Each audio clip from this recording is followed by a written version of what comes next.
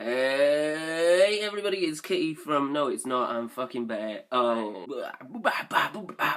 It's Bear from Kitty and Bear Present Lost Property, the latest episode of which is available to put right in your ears, so go do it now at lppod.com. On the episode, one of the many things we talk about is Band-Aid 30, which if you've somehow managed to miraculously avoid, first of all, congratulations. Secondly, it probably won't last long because it is just being forced down everybody's gullets constantly.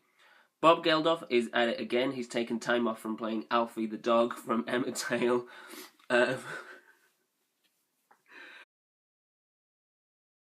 To harass people again by sticking his face in your face with his dirty money tin, rattling it in your mouth, going, "Yeah, give us your fucking money!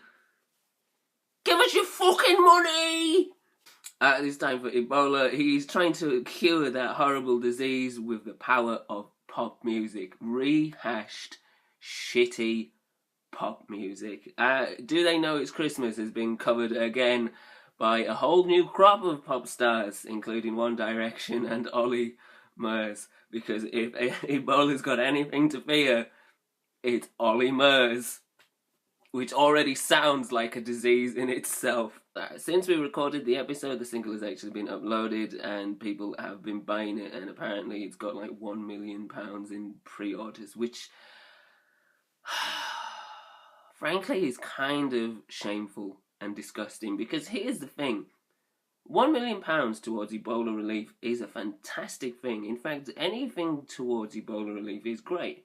Although it could be said there are causes closer to home which are a little bit more worthy of £1 million. £1 million towards Ebola relief is a really good thing. However, it's how that money is generated in which I particularly have a problem. It is a number of people who clearly don't give a fuck about Ebola relief, but instead give more of a fuck about a shitty pop single. Because if they did give a fuck about Ebola, genuinely, that money would have been already donated. That would have already happened.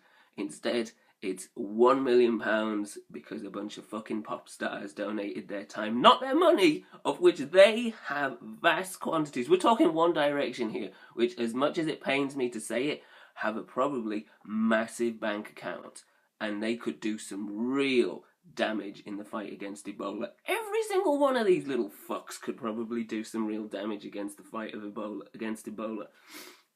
Every one of these pop stars could do some damage against Ebola with their own bank account. Instead, they're donating their time and their talent, so you can then go and spend your money to help fight Ebola.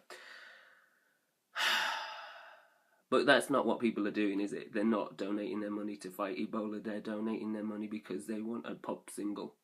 Oh, it's got Harry Styles in it! Fuck off.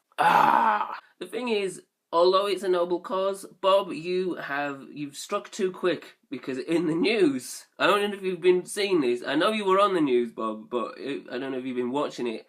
But I saw yesterday on the news that bird flu is back. And we all know the damage that bird flu can do. Anyway, there you go. Band-Aid 30. Please, please, please tell me you have not bought it. If you have, then I don't think we can be friends anymore.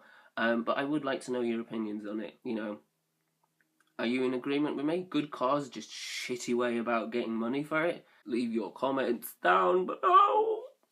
We also, speaking of pop music and singing for charity, we talked about Bradley from S Club 7 on this week's episode, for whatever reason, and since we recorded it, the S Club reunion performance aired on Children in Need. I'm going to put a link to that because it's something you should see for how just awkward and rambly and shambly and shitty it is. The choreography is awful and completely out of time and out of sync. The vocals are a bit rough.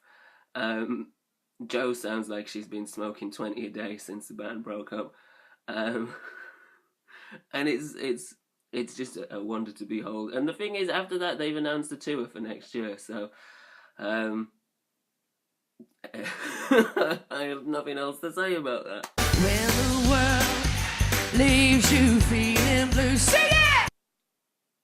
So there you go, just a few random thoughts and ramblings tacked on in addition to the latest episode, which I will link down below as well in the description box. But if you haven't actually listened to the show before, then go do so. You might find something strange and weird and wonderful.